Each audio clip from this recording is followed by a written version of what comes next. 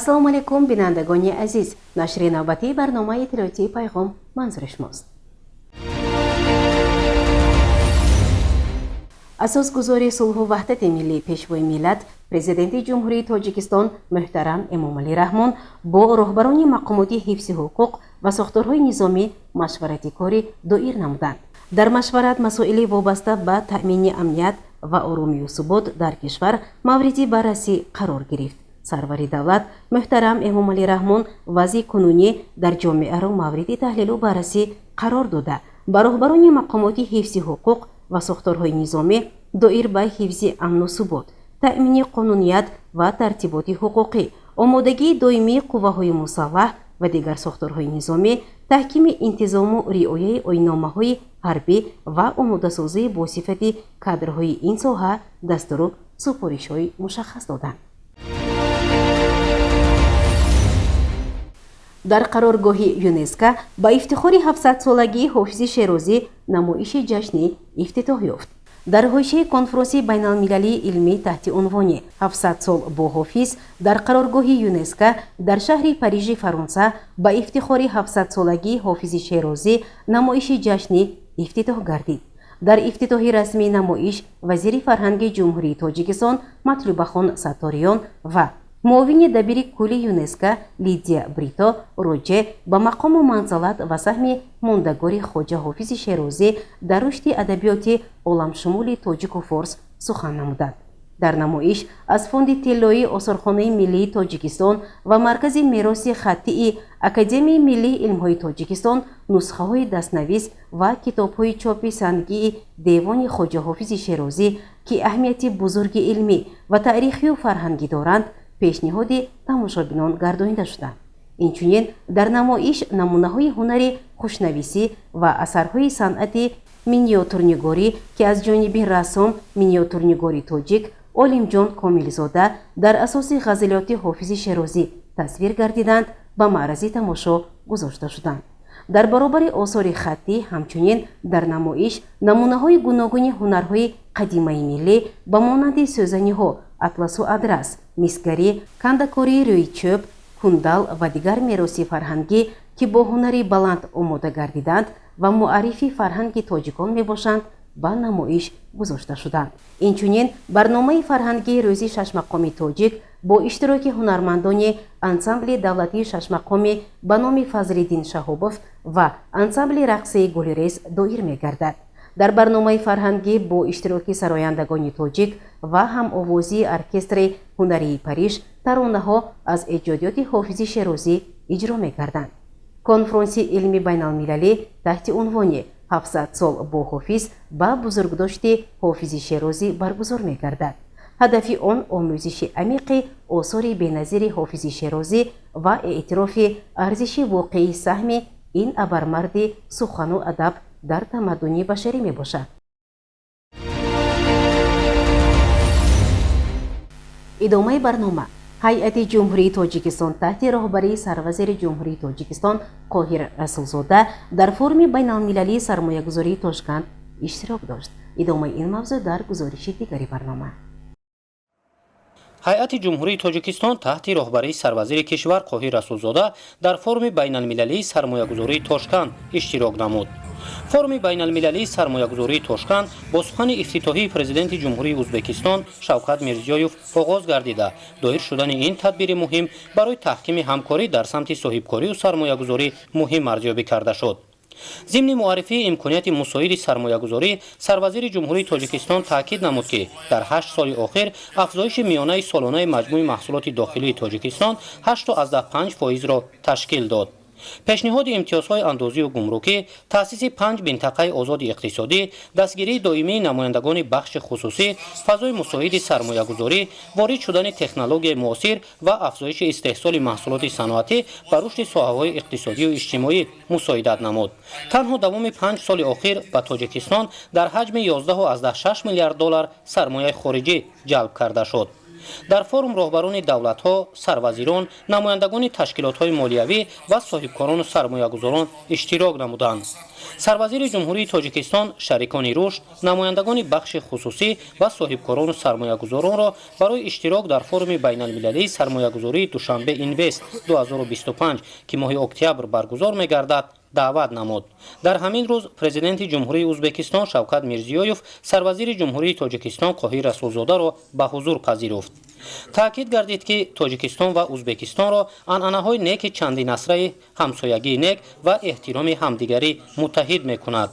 ҷонибҳо дурнамои рушди устувори муносибатҳои тиҷоратию иқтисодӣ, фарҳангӣ ва таҳкими ҳамкории созандаро умедбахш арзёбӣ намуданд.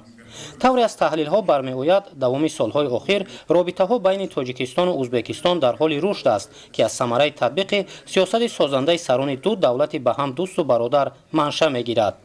ҷонибҳо истифодаи имкониятҳои иловагиро барои таҳким бахшидани он зарур донистанд.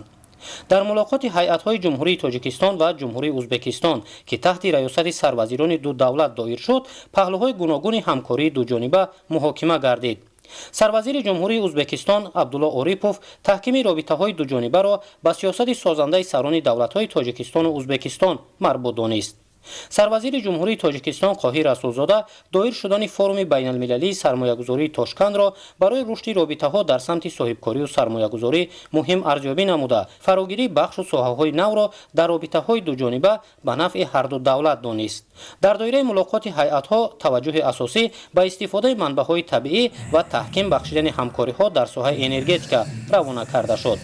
ба тавофуқ расидан ва паҳлӯҳои навро фарогир шудани ҳамкорӣ дар бахшҳои соҳаи энергетика ба нафъи ҳарду ҷониб дониста шуд. тазаккур дода шуд ки сиёсати созандаи роҳбарони ду давлат барои тавсеяи минбаъдаи ҳамкории дуҷониба заминаи мустаҳкам фароҳам меорад.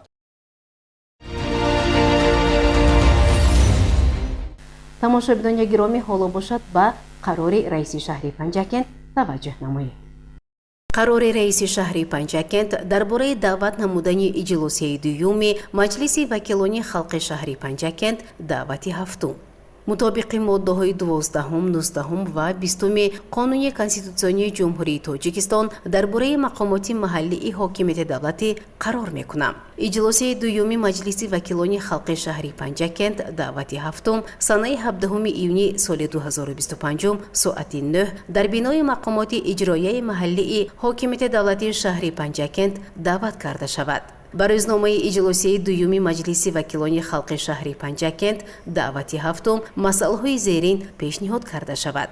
оид ба рафти иҷрои нақшаи чорабиниҳои амалисозии стратегияи рушди сайёҳӣ дар ҷумҳурии Тоҷикистон барои давраи то соли 2030 барои солҳои 2023-2026. дар бораи ворид намудани тағйирот ба занҷири мантиқии барномаи рушди иҷтимоию иқтисодии шаҳри Панҷакент барои солҳои 2021-2025. ҳисоботи вакили Маҷлиси вакилони халқи шаҳри Панҷакент вакил аз ҳавзаи интихоботии Соизебон рақами 6 Бобокалонова Зарина.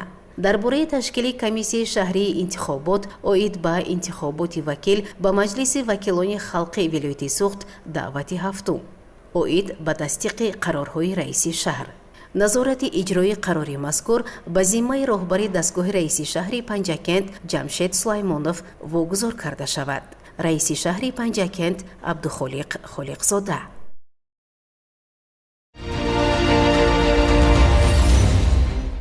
ғолибони даври шаҳрии озмуни ҷумҳуриявии Тоҷикистон ватани азизи ман дар маросими тантанавӣ бо диплом ва мукофотпулиҳо қадрдонӣ шуданд. дар толори кохи ба номи устод Лоиқ Шералӣ маросими қадрдонии ғолибони даври шаҳрии озмуни ҷумҳуриявии Тоҷикистон ватани азизи ман доир гардид. дар маросими тантанавӣ муовини раиси шаҳри Панҷакент Парвина Нақибӣ иштирок намуда доир ба ташкил ва баргузории озмуни мазкур ибрози андеша кард. зикр гардид ки бо дастури бевоситаи пешвои муаззими миллат сарвари давлат муҳтарам Эмомалӣ Раҳмон ҳаҷми маблағи мукофот барои ғолибони озмун ҳар сол ба маротиб зиёд карда шуда соли равон аз фонди захиравии президенти ҷумҳурии Тоҷикистон зиёд аз 7 миллион сомонӣ маблағ ҷудо карда шуд. қайд карданд ба маврид аст ки дар асоси амри президенти ҷумҳурии тоҷикистон аз 2 январи соли 2025 озмуни ҷумҳуриявии тоҷикистон ватани азизи ман дар миқёси шаҳру ноҳияҳо вилоятҳо ва ҷумҳурӣ гузаронида мешавад. озмуни мазкур бо мақсади дарёфти истеъдодҳои нав дар соҳаҳои санъати мусиқӣ, сарояндагӣ, санъати тасвирӣ ва дизайн, баландбардоштани маҳорати касбӣ ва зебоишиносӣ, тақвият бахшидан ба ҳунари баланди иҷрокунандагӣ, таблиғ ва эҳёи ҳунарҳои мардумӣ, муаррифии фарҳанги волои миллати тоҷик, эҳтиром ва арҷгузорӣ ба суннатҳои неки аҷдодӣ, сатҳи касбии асарҳои нави мусиқӣ, офарандагӣ, интихоби намунаҳои беҳтарини оҳангу суруд ва асарҳои расомӣ ки инъикоскунандаи фарҳанги гузашта ва имрӯзаи миллати тоҷикро таҷассум намоянд, гузаронида мешавад. дар озмуни имсола аз шаҳру деҳоти Панҷакент 109 нафар иштирок карданд ки аз онҳо 61 нафар сазовори ҷойҳои ифтихорӣ гашта, 37 нафар ба даври вилоятӣ рохат гирифтанд. ҳар яки онҳо бо диплом ва мукофотпулӣ қадрдонӣ карда шуданд. озмун аз рӯи 4 номинатсия — сарояндагӣ, навозандагӣ, санъати тасвирӣ ва дизайн гузаронида шуда, ҳар як номинатсия 3 жанрро фарогир буд. мазмун ва ғояи асосии суруду оҳанг, асарҳои мусиқӣ, санъати тасвирӣ ва дизайн ки ба озмун пешниҳод мешаванд, тараннуми шахсиятҳои барҷастаи халқи тоҷик, дастовардҳои замони истиқлоли давлатӣ, арҷ гузоштан ба анъанаҳои милливу мероси пурғановати ниёгон, табиати зебоманзари Тоҷикистон ва эҳё намудани ҳунарҳои мардумиро дар бар мегирад. дар фарҷоми маросими тантанавӣ барномаи ҳунарӣ аз ҷониби санъаткорон ва ҳунармандони бахши фарҳанги шаҳри Панҷакент пешниҳодӣ ҳозирин гардид.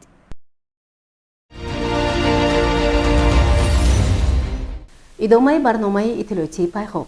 дар ноҳияи айнӣ бо иштироки гирандагони стипендияи президентӣ ҳамоиш баргузор гардид. мутаваҷҷеҳ бошед ба гузориши ҳамкорони мо. дастгириву ғамхории насли наврасу ҷавон яке аз самтҳои муҳими сиёсати давлатӣ ба шумор меравад. ҳамин аст ки барои дониш андохтану соҳибкасб гардидани қишри ояндадори ҷомеа кулли имкониятҳои мусоид фароҳам оварда шуда, баробари дигар соҳаҳо ба соҳаи ҷавонон низ таваҷҷӯҳи махсус зоҳир мегардад. асосгузори сулҳу ваҳдати миллӣ, пешвои миллат, президенти ҷумҳурии Тоҷикистон муҳтарам Эмомалӣ Раҳмон вобаста ба рушди малакаи зеҳнии ҷавонон ва нақши онҳо дар ҳаёти давлату миллат дар ҳар мулоқоти хеш ибрози назар менамоянд ки ин асоси мантиқӣ дорад. дар баробари дигар дастгириҳои наврасону ҷавонон яке аз роҳҳои ҳавасмандгардонӣ ва дастгирии иҷтимоии ҷавонон ин таъсиси стипендияи президентӣ барои хонандагони мактабҳо ва донишҷӯён аст. стипендияи президентӣ бо мақсади фаъолгардонии насли ҷавони кишвар ва дастгирии шахсони болоёқат бо назардошти вазъи иқтисоди миллӣ, тайёр намудани мутахассисон бо фармони президенти ҷумҳурии Тоҷикистон аз 26 феврали соли 1998 таъсис ёфтааст. то соли 2005 стипендия барои 100 нафар ба андозаи 5 каратаи маоши ҳадди ақал пешбинӣ шуда буд. бо фармони президенти ҷумҳурии Тоҷикистон аз 14 июли соли 2005 бошад, шумораи гирандагони стипендияи президентӣ ба 300 адад расонида шуда, ахиран шурӯъ аз соли 2018 ин шумора ба 400 адад расида буд. дар толори муассисаи таҳсилоти миёнаи умумии рақами 1 ноҳияи айнӣ ҳамоиши тантанавии гирандагони стипендияи президенти ҷумҳурии Тоҷикистон баргузор шуд. дар ҳамоиш гирандагони стипендия аз шаҳру навоҳии Панҷакент, Айнӣ ва Кӯҳистони Мастчоҳ иштирок карданд. чорабинӣ бо сухани ифтитоҳии муовини раиси ноҳия Фарҳод Мукаррамзода оғоз гардида, сипас намояндагони мақомоти баландпоя суханронӣ намуданд. муовини раиси кумитаи кор бо ҷавонон ва варзиши назди ҳукумати ҷумҳурии Тоҷикистон Сураҷ Чоршанбезода зимни суханронӣ зикр кард ки таъсис ёфтани стипендияи президентӣ аз таваҷҷӯҳи хосаи пешвои миллат ба ҷавонони кишвар шаҳодат медиҳад. дар интиҳои ҳамоиш гирандагони стипендия бо шаҳодатнома ва маблағи муқаррар гардида қадрдонӣ карда шуданд. гирандагони стипендияи президентӣ зикр намуданд ки мо ҷавонони даврони соҳиб истиқлолии кишвар шукрона мекунем ки дар фазои ободу осоишта ва сулҳу ваҳдат умр ба сар мебарем ва ҳамеша аз ғамхориҳои падаронаи президенти ҷумҳурӣ бархурдор ҳастем. My name is Arvinos, my surname is Boboeva. I study at school number 71 in the 10th grade. First of all, I'd like to express my gratitude to the founder of Peace and National University, leader of the nation, the President of the Republic of Tajikistan, Emomali Rahmon, and then to the head of Suq Promis Rajab Ahmadzodeh, to the mayor of Penjiken Abdukholi Kholiqzodeh. Because with their support, the youth of Tajikistan have achieved a lot of achievements and have reached the silence. ما جوانان قلب بیداری وطن صف و صف هر روز در کار وطن ما عوض کردن نمیخواهیم هیچ با گل موکی جگر خار وطن کبینه قربان و سفورا هستم خواننده سپیده مؤسسه تحصیلات میانه عمومی رقم 9 سکرتر گیرنده استیپندی پرزیدنتی از شهر پنجکه ما جوانان دوران استقلالیت خوشبخت‌ترین نفرانی هستیم که به وقت بزرگ ما خداوند چنین سرور را بالای سرمان آورده همان سروری که بهر آینده درخشان جوانان تمام شرایط‌ها را فراهم آورده است اعلان آزمون‌های جمهوریوی فروغ صلح دانایی کتاب است این فروغ معرفت و تأسیس استیپندیه‌های پرزیدنتی دلیل شاهکاری‌های به‌مثل این ابرمرد بزرگ است من از این منبر سخن می‌نداری و به پایان خود را به اساسگذار صلح و وحدت ملی پیشوای معظم ملت پرزیدنت جمهوری تاجیکستان محترم امامعلی رحمان رسانیده جواباً به این همه غمخوری‌هایشان وعده می‌دهم که نسل وطن دوست و وطنخواه به وای رسیده ادامه دهنده کار و پیکار پیشوا می‌گردند. онҳо изҳор доштанд ки пайрави воқеи пешвои миллат хоҳанд монд ва дар ободии ватан саҳм мегузоранд. гузориши шодонаи ҳамроҳ ва талабшоҳ тошев. дар тарабхонаи диловара барои кӯдакони дорои майъубият дошта аз ҷониби ташкилоти ҷамъияти нури умед чорабинии хотирмон ташкил карда шуд. در جمهوری تاجیکستان حفظ کودکان همچون یکی از سمت‌های افضلیتناک سیاست اجتماعی دولت دانسته می‌شود. قانون‌های ملی به مانند قانون جمهوری تاجیکستان درباره حفظ حقوق کودک همچنین پیوستن کشور به سندهای بین‌المللی از جمله کنونسیون سازمان ملل متحد عاید به حقوق کودک دلیل این است که دولت مسئولیت خود را در سمت تأمین شرایط زندگی ارزنده کودکان به دوش گرفته است. از اینجاست که همسال سنه 1 ایون در سراسر عالم از جمله در جمهوری تاجیکستان روز بین المللی حفظ کودکان تجلیل می‌گردد.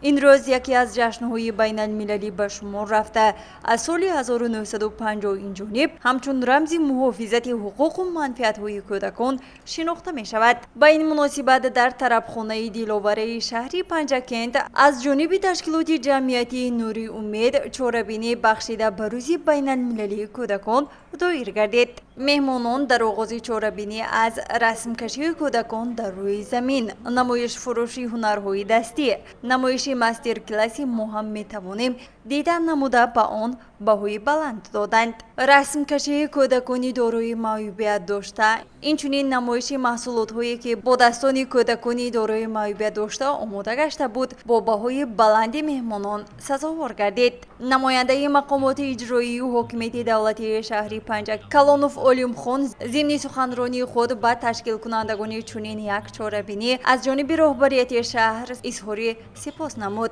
منیجر برنامه‌های نماینده اتحادیه اروپا در تاجیکستان نیز سخنرانی نموده قید نمود که کودکان واقعاً آینده دولت و ملت بوده غمخواری نسبت آنها وظیفه نه تنها دولت بلکه هر یک شهروند می باشد و کودکان دارای معیوبیت داشته نباید خود را از دیگران کم حسابند بلکه آنها همه با هم برابرند.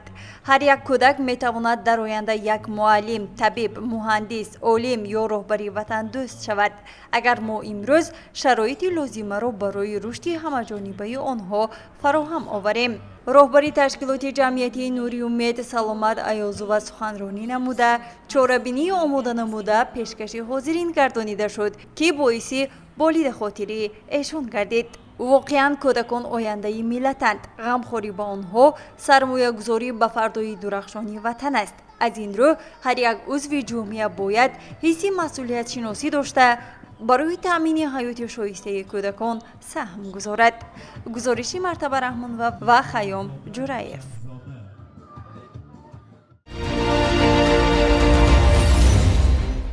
در مرکز ولایت سوخت شهر خوجند زیاد از 4 تن محصولات پاسیفاتی گوشتی آشکار کرده شد. ادامه این موضوع در گزارشی همکسبان ما از تلویزیونی سوخت. فروش محصولات پاسیفات و قاچاق محصولات در برابر تاثیر منفی رسانیدن به اقتصادیات با سلامتی اهالی خطر ایجاد میکند. شخصانی که منفعت خود را از منفعت جامعه بالا گذاشته با قاچاق مال و محصولات دست میزنند به جوابگری کشیده میشوند. ضمن کارهای اپراتیوی جستجویی از جانب کارمندان مقامات امنیت در ولایت سوخت یک حالت قاچاق محصولات گوشتی یعنی پوست مرغ یخ کرده شده آشکار کرده شد. تفتیشات معلوم نمود که صادقов اکرام اسلامویچ سال تولدش 28 می 1988 زاده و استقامت کننده ناحیه باباجان غفورов جماعت دهاتی خیسه‌ورز ملتش توجیک معلوماتش عالی همراهی هممسلکان خود 4 تن محصولات گوشتی پوست مرغ یخ کرده شده 3 سال کشور خارجه را به طور قاچاق وارد ولایت سوخت نموده است. شهروند صادقов اکرام بیش از 4 سال این جانب طریق قاچاق مال و محصولات گوشتی را به جمهوری تاجیکستان وارد نموده با این راه فایده به دست می آورده است. این نوبت با هادیبایف عبدالقاهر عبدالکریمویچ ساکن ناحیه باباجان غفورov جماعت دهاتی خیسه‌ورز در اساس مصلحت پیشکی با شهروندان جمهوری قرقیزستان قیدیر و روشن نام قاچاقچیان ساکنان محله بوربردوک به مقدار 4 تن محصولات گوشتی پوست مرغ یخ کرده شده را به طور قاچاق وارد نمودند. صادقов اکرام و هادیبایف عبدالقاهر 1 کیلوگرم پوست مرغ یخ کرده شده را با ارزش $1 ایالات متحده آمریکا برابر به 10 سوم و 80 درم از هممسلکان خود خریداری نموده در حدود جمهوری تاجیکستان می‌خواستند با ارزش 20 سومانی به فروش گذارند. 4 تن محصولات گوشتی به طور قاچاق از حدود کشور همسایه قرقیزستان توسط ماشین بارکش تمغه خوندای پورتر نخست به منزل استقامتی صادقов اکرام آورده شده. بعداً توسط автомاشین بارکش تمغه مرسدس که به ساکن ناحیه باباجان غفورov جماعت دهاتی خیسه‌ورز احمدов احسان ایلهامجانویچ تعلق دارد به حدود شهر خوجند محله چشمه داخل جمعیت سهامی شده برکت برای به فروش انتقال داده می شود. من صادقов اکرام استقامت کننده ناحیه باباجان غفورov دهاتی خیسه‌ورز از سال 2024 تا این جانب همراه هادیبایف عبدالقاهر به خرید و فروش غیر قانونی گوشت مرغ یخ کرده شده مشغول هستم تا اینجا. هر محصولاتی که به حدود مملکت وارد کرده می شود اول باید از نظارت متخصصان گذرد و سپس برای به بازار استعمالی پیشنهاد گردیدن آن اجازه داده شود. زیرا در عکس حال محصولات پاسیفات به بازار راه می‌یابد و این به سلامتی جامعه تأثیری بد می‌گذارد. گذشته از این قاچاق مال و محصولات جوابگری در پی دارد. نسبت صادقов اکرام و هادیبایف عبدالقاهر برای دست زدن به قاچاق محصولات چاره‌های قانونی اندیشیده شد.